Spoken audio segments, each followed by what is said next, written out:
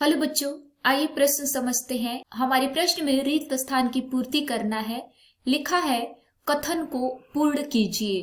तिलचट्टे की पश्चात खाली स्थान में विभक्त होती है। आइए समझते हैं बच्चों। सबसे पहले हम अपने प्रश्न की मुख्य अवधारणा को समझेंगे। मुख्य अवधारणा हमारे प्रश्न में पूछा गया है, तिलचट्टे की पश्चात किस में विभक्त होती है।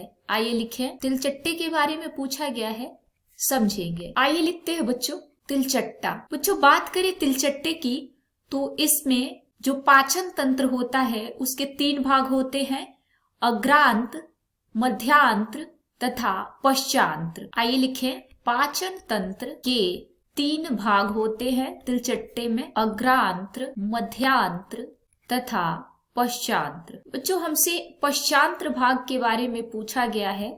पश्चांत्र भाग, तो जो पश्चांत्र भाग होता है वह पाचन तंत्र का सबसे अंतिम भाग होता है, अंतिम भाग। इसको हम हिंडगट भी कहते हैं। और पश्चांत्र भाग भी 3 भागों में बटा रहता है। पहले भाग को हम क्षुद्रांत कहते हैं, क्षुद्रांत। दूसरे भाग को बृहदांत्र तथा तीसरे भाग को हम मूत्राशय कहते हैं।